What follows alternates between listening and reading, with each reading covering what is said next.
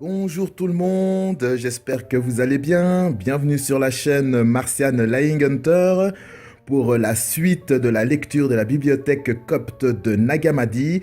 Et aujourd'hui, on va continuer avec la formation du plérome. Donc, on continue le traité de tripartite et ceci est la deuxième partie.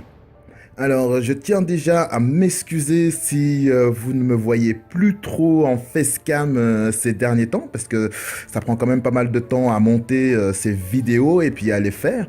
Mais je tiens à dire que je vais revenir très bientôt, donc lundi, je pense, ou alors au plus tard mardi. Mais en tout cas, lundi, je pense que ce sera bon. Et je vais revenir avec une vidéo pour mes frères musulmans, mes frères et sœurs, bien sûr, parce que quand je dis mes frères, je parle aussi avec mes sœurs sur le monde musulman et on va parler du prophète Mahomet et de sa mort. Et je vais aussi répondre à certaines questions qui m'ont été posées, notamment dans les vidéos que j'avais faites précédemment concernant la religion musulmane. Donc voilà, donc la formation du plérome, le traité de tripartite, c'est parti. Encore une fois, si vous avez des questions, si vous avez quelque chose à dire par rapport à la vidéo, n'hésitez pas à aller faire un commentaire dans l'espace commentaire. Et surtout, si vous voulez avoir l'introduction de la bibliothèque copte de Nag Hammadi, allez voir la description. Vous verrez, il y aura toutes les explications concernant la découverte de la bibliothèque copte de Nag Hammadi. Donc voilà, on va tout de suite commencer avec la partie 1 de la formation du plérome qui est l'introduction. Alors comme toujours, je vous ai dit que dans ce texte, en fait, les personnes qui ont retranscrit le texte n'ont pas mis les mots qui manquaient quand ils ont découvert tout ça dans les amphores. Donc, il y a des mots qui manquent. On ne sait pas. Comme je vous l'ai dit, vous pouvez essayer d'imaginer la suite ou le commencement. Donc, introduction. Donc, il manque des mots. Des éons, cependant, existaient éternellement dans la pensée du Père, de sorte que celui-ci était pour eux comme une pensée et comme un lieu. Et après que leur engendrement eut été décidé, celui qui a toute puissance voulut conduire et faire sortir ce qui était déficient hors de, on ne sait pas, ce qui était en lui, mais tout en demeurant comme il est. Car il est une source qui n'est pas diminuée par l'eau qui en jaillit avec abondance. La préexistence dans le Père. Alors, vous me direz, ouais, mais en fait, ça passe. Pourquoi on dit le Père? Pourquoi c'est pas une femme? Non, non, c'est ni une femme ni un homme. C'est pas, on dit le Père parce qu'à l'époque, on était très patriarcal. Le monde était très patriarcal. Et donc, on dit le Père. Parce que si on disait la mère, peut-être que ça allait moins atteindre les personnes. Mais en fait, ça n'a pas de sexe. Comment dire? Ça n'a pas de sexe. Comme je vous l'ai déjà dit dans l'autre vidéo, c'est un peu la force, là, comme dans Star Wars. Ça se voit, mais ça se voit pas. Ça se voit parce que vous vivez dedans et vous voyez ça tous les jours quand vous regardez un tableau ou un machin. Vous voyez le Père directement. Vous êtes littéralement le Père. Mais ça, il faut en prendre conscience. Il faut en prendre conscience. Il vous a donné la possibilité de vivre. Donc, vivez. Vivez. Observez autour de vous, observez la nature, observez ce qui se passe. Même si vous voyez une abeille butinée, mais regardez cette putain d'abeille butinée. Excusez-moi pour la vulgarité, mais regardez-moi cette abeille butinée. Si vous tombez sur un, comment on appelle ça, désolé, un nid de fourmis, regardez la fourmilière. Regardez comment ça fonctionne. Regardez tous ces petits êtres qui sont, on dirait, pas très intelligents, mais qui le sont, beaucoup plus que certaines personnes. Donc on va continuer avec la préexistence du Père. Tant qu'ils sont demeurés dans la pensée du Père, c'est-à-dire tant qu'ils sont demeurés dans la profondeur cachée, la profondeur les connaissait certes, mais eux ne pouvaient connaître la profondeur en laquelle ils se trouvaient, ni se connaître eux-mêmes, ni connaître quoi que ce soit d'autre. C'est qu'il existait avant le Père. Et ils n'existent pas pour eux-mêmes. Mais ils possédaient leur existence seulement comme une semence, de sorte qu'on peut comparer leur existence à celle d'un embryon. Il les a engendrés comme les logos qui existent à l'état de semence avant que ne viennent à l'existence les choses qu'ils produisent. Alors, les logos ou le logo, c'est ta tête en fait. C'est par exemple, je sais pas, toi t'es comme ça, c'est ton logo en fait. Donc chaque fois qu'il crée un truc, bah forcément ça a un aspect. Que ce soit une énergie ou je sais pas quoi et tout, ça a toujours un aspect, une texture, une forme, quelque chose comme ça. Même si pour nous, avec nos propres yeux d'être humain, ça nous paraît invisible, la chose est là. Et c'est ce qu'on appelle le logo, comme le logo Nike, la virgule. La première forme.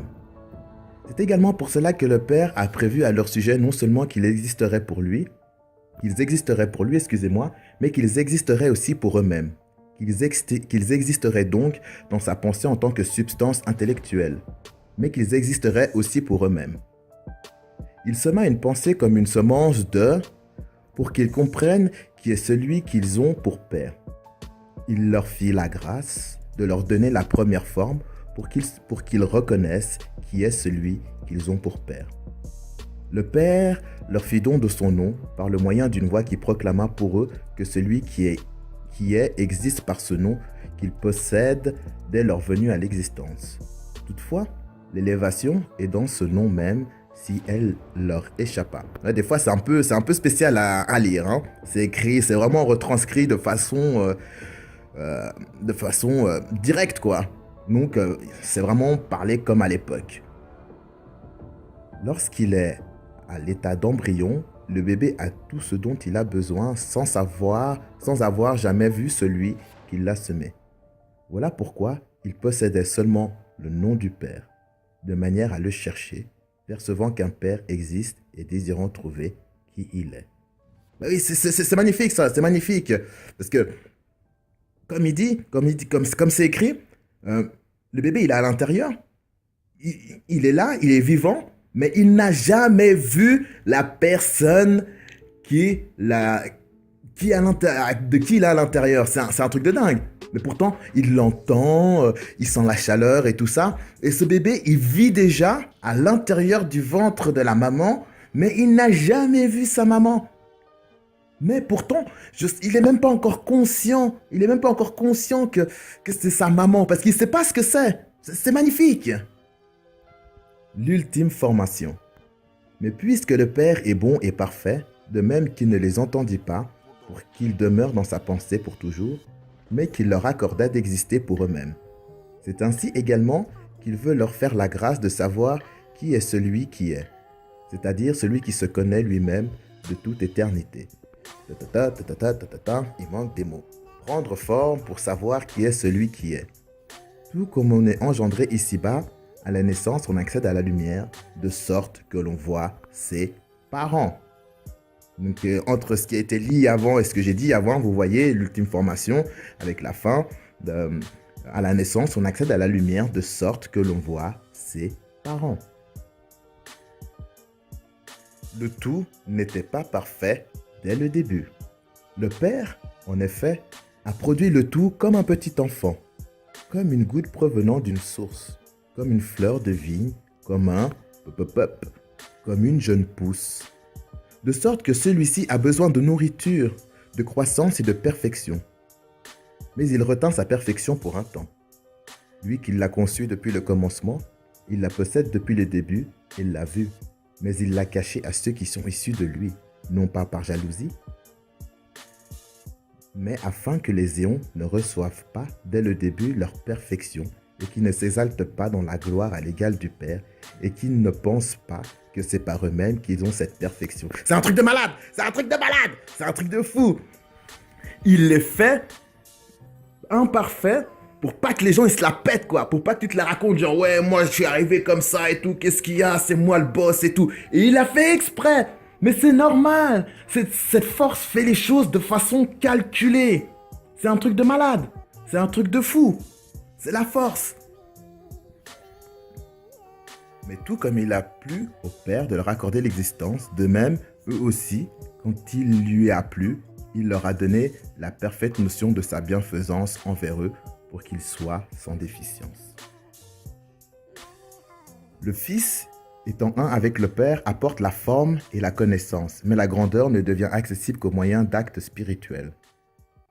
Celui que le Père a fait se lever comme une lumière pour ceux qui sont issus de lui-même, celui d'après qui ils sont nommés, c'est le Fils en plénitude, parfait et sans déficience. Le Père l'a produit tout en restant uni à ce qui émanait de lui. Donc, comme je vous l'ai dit dans la précédente vidéo, le Fils, c'est un peu comme... c'est comme la pensée du Père, en fait. Parce que dès que cette force est arrivée, on pourrait dire ça comme ça. Je parle de pensée, mais c'est même pas une pensée. Dès qu'il existe quelque chose, forcément, elle va interagir. Et puis, la première des choses qu'elle a faites pour interagir, c'est le Fils. Mais c'est la vérité. Parce que c'est la vérité de la conception de chaque chose.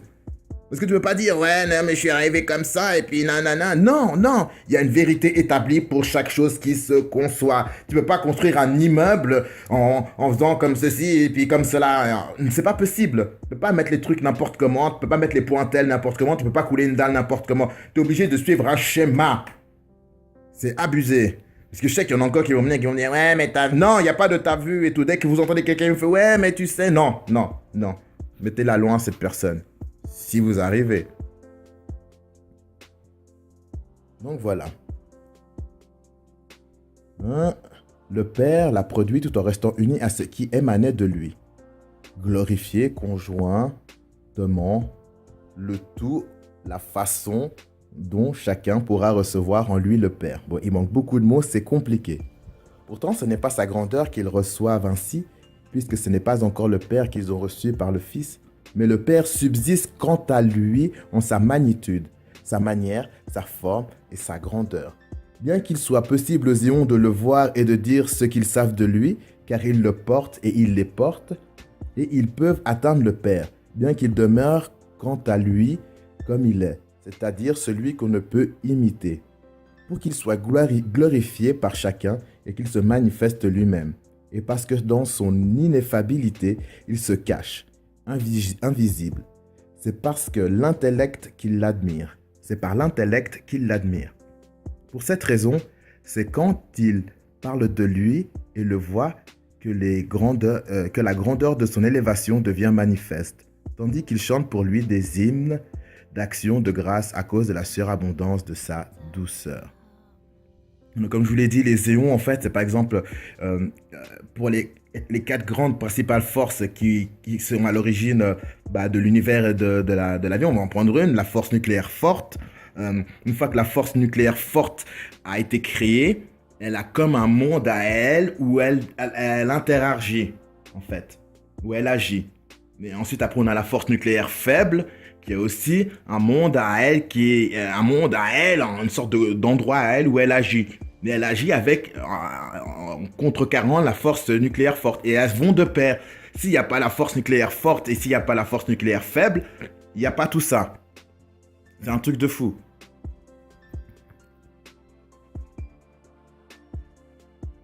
Je crois que j'avais terminé, parce que des fois je m'emballe comme ça et tout, et puis après je ne mets pas le doigt sur où je me suis arrêté. Ceux qui sont manifestés ne sont pas séparés de ce dont ils proviennent.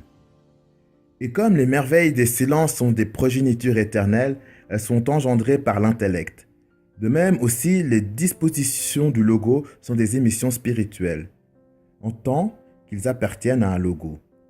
Ces 2 rangs sont des pensées de sa gestation, et des racines à jamais vivantes, qui sont manifestées. En effet, le second rang est une progéniture issue du premier, et ils sont des intellects et des procréations spirituelles, pour la gloire du Père.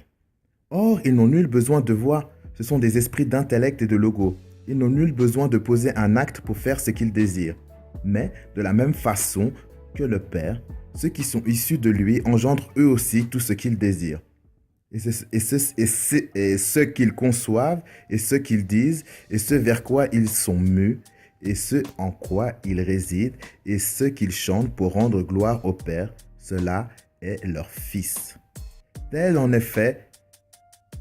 est en effet leur puissance procréatrice, comme c'est aussi le cas pour ceux dont ils sont issus. C'est par leur mutuelle coopération qu'ils se sont entraidés à la manière des inengendrés. La distinction entre le Père et les 2 aspects du Fils.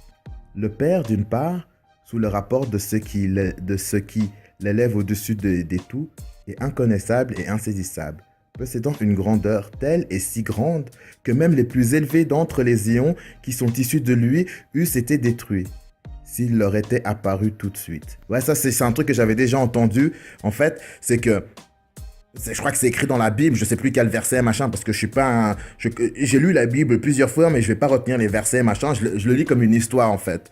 Mais c'est vrai que j'avais déjà entendu que si on pouvait voir Dieu, en fait, ce serait impossible parce qu'on aurait les yeux cramés, on fondrait directement, littéralement sur place. Parce que c'est tellement énorme, c'est un truc de fou, quoi. Abruptement. C'est pourquoi il a contenu sa puissance et son impassibilité dans ce en quoi il est, demeurant ineffable au-dessus de tout nom et surpassant tout intellect et toute parole. Sous un second rapport, il s'étendit lui-même et se répandit. C'est lui qui donna fermeté, lieu et demeure au tout. C'est un de ses noms. Le tout, bien sûr. En tant qu'il est le Père du tout, par sa souffrance persistante pour les éons, s'étant ensemencé dans leurs pensées afin qu'ils le cherchent, lui qui transcende l'heure, quand ils conçoivent qu'il existe et cherchent qui il est. Sous un troisième rapport, il leur a été donné en guise de jouissance, de nourriture, de joie et de surabondante illumination qui est sa compassion. Excusez-moi. Sa connaissance et sa réunion avec eux. C'est lui qu'on appelle le Fils. Il l'est. Il est les tout, et celui dont ils ont reconnu qui il était, et il se revêt lui-même. C'est le second qu'on appelle Fils, qui est perçu comme existant, et que l'on cherchait. Celui enfin qui existe comme Père, et dont on ne peut parler, et qu'on ne conçoit pas, c'est lui qui existait en premier.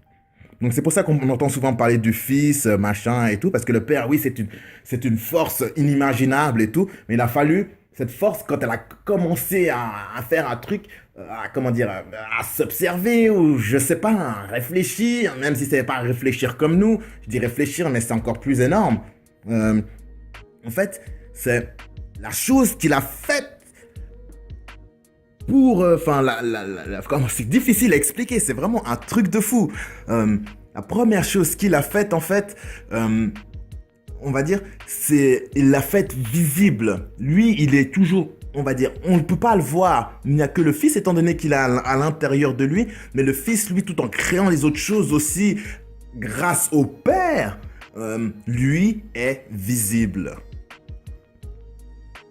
Alors, on va attaquer le dernier chapitre parce que, comme toujours, j'essaie de ne pas faire des vidéos audio très très longues.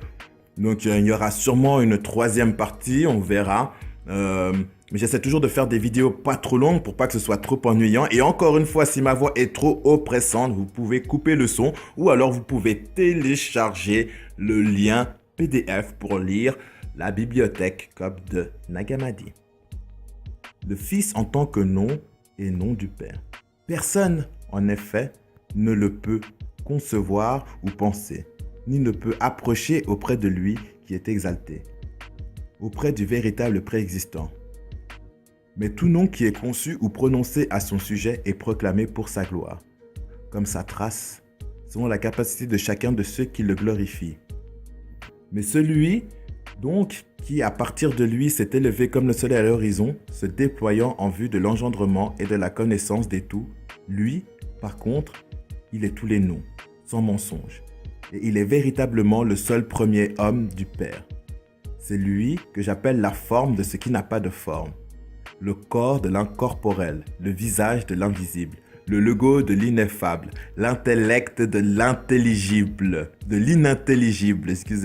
la source qui a jailli de lui, la racine de ceux qui sont plantés et le Dieu des dévots, la lumière de ceux qui l'illuminent, la volonté de ceux qu'il a voulu, la providence de ceux qu'il pourvoit, l'intelligence de ceux qu'il a rendus intelligents, la puissance de ceux à qui il donne puissance, l'assemblée de ceux avec qui il s'assemble, la révélation de ce qui est recherché, l'œil de ceux qui voient. Ah, c'est magnifique ça, l'œil de ceux qui voient. Écoutez bien ça, ceux qui passent par là. L'œil de ceux qui voient, le souffle de ceux qui respirent, la vie des vivants, l'unité de ceux qui sont unis. Putain, c'est magnifique. Franchement, je l'ai lu plusieurs fois et tout. Et franchement, une fois une fois que vous lisez la bibliothèque Copp de Nag Hammadi, vous prenez la Bible, vous la jetez à la poubelle ou alors vous la relisez et vous comprenez tout et après vous l'achetez à la poubelle et après vous lisez plus que ça. Je vous conseille aussi d'essayer de lire les manuscrits de Qumran qui est plus ancien testamentaire que la bibliothèque de Nag Hammadi qui est plus, on va dire, révélationnaire. Tandis qu'elle est tout, sur tout entier en lui, cet être unique est tout entier revêtu de lui-même. Mais on ne l'appelle jamais du seul nom qui est sien. Et de la même façon, les tous sont ensemble. À la fois l'être unique et les tous. Il n'est ni divisé corporellement, ni divisé entre les noms dans lesquels il réside, de sorte qu'il serait soit comme ceci, soit comme cela. Et il ne change pas ni ne subit de changement selon les noms où il se trouve, de sorte qu'il serait tantôt ceci, tantôt cela. Qu'il serait différent d'un moment à l'autre, mais il est tout entier à jamais. Il est chacun des tous, éternellement et simultanément. Il est ce qu'ils sont tous. En tant que Père des tous, les tous sont aussi lui. Il est sa propre connaissance et il est chacune de ses qualités et puissances, de sorte qu'il est l'œil par lequel il voit tout ce qu'il connaît. Puisque cela, il le voit tout entier en lui-même, ayant fils et forme. C'est vraiment un truc de malade. Tout ça, je ne vais pas faire d'explications parce que ce serait compliqué et je passerais plus de temps à faire des explications qu'à lire. Mais n'hésitez pas à aller en commentaire s'il y a des trucs que vous ne comprenez pas ou essayez de méditer, réfléchissez. Parce que comme c'est dit, c'est grâce à l'intellect. Grâce à vous, vous pouvez trouver le Père, parce que le Père, ça sert à rien de le chercher, d'essayer d'imaginer sa forme. N'essayez pas, vous allez vous péter le cerveau. Toutes les images de merde qu'on voit, excusez-moi encore de la vulgarité, toutes les images qu'on voit et tout, machin, nanana, qu'il est comme ceci, il est comme cela, il est noir, il est jaune, il est vert, il est portugais, il est islandais. Non, on s'en bat les couilles tout ça, non. N'essayez pas d'imaginer tout ça. Vous ne pouvez pas. Vous le trouvez en vous, mais il faut chercher. De quelle manière chercher? Ça ne vous appartient qu'à vous. Je ne peux pas vous donner une notice, car ce que je peux vous dire, c'est que il n'y a même pas besoin de lire la Bible, il n'y a même pas besoin de lire les textes de Nag Hammadi pour comprendre pour être du Père, enfin, pour suivre la force. Il n'y a pas besoin. Parce qu'un enfant qui ne sait pas lire ou une personne illettrée qui ne sait pas lire, ça peut être tout à fait une bonne personne qui réfléchit et qui se dit qu'elle ne va pas faire du mal à ça, qu'elle ne doit pas faire ceci, et qu'elle trouve cela un peu bizarre, que même si les autres le font et tout. Tout ça, qui a un truc qui joue pas. Et ça justement, c'est ça le Père. Mais sauf que nous, on réfléchit à tellement de machins, on a tellement de choses qui nous arrivent dans le visage, qu'après, forcément, on est obligé de vouloir essayer de s'imaginer un truc. Non, c'est un truc de malade. C'est vraiment un truc de fou. Je vous conseille encore une fois d'aller lire toute la bibliothèque Copp de Nag Hammadi. Il y a toujours un lien PDF pour télécharger tout ça. Après, vous faites comme vous voulez. Vous le lisez sur votre téléphone, sur votre ordinateur. Vous l'imprimez et vous pouvez en faire un petit bout que vous pouvez faire tourner à tout le monde. Ok ? Donc voilà, on va s'arrêter pour aujourd'hui. Donc voilà, c'était la fin de la partie 2 du traité de tripartite. Je reviendrai assez rapidement cette fois-ci, vraiment. Excusez-moi si je ne suis pas aussi présent tout le temps que les premières fois. Il y a beaucoup de choses, donc j'ai une vie de famille, j'ai un travail, et c'est compliqué de faire toutes les vidéos en temps et en heure. J'essaye quand même de m'y tenir, même si ça dépasse un peu les délais, et je m'en excuse. Donc voilà. Donc sur ce, je vous laisse, je vous souhaite une très bonne après-midi ou une très bonne soirée. N'hésitez pas à aller voir à poser des commentaires ou à aller voir la description de la vidéo. Et on se retrouve pour une nouvelle vidéo concernant le traité de tripartite. Et on commencera avec la fécondité du tout. Sur ce, tout le monde, salut!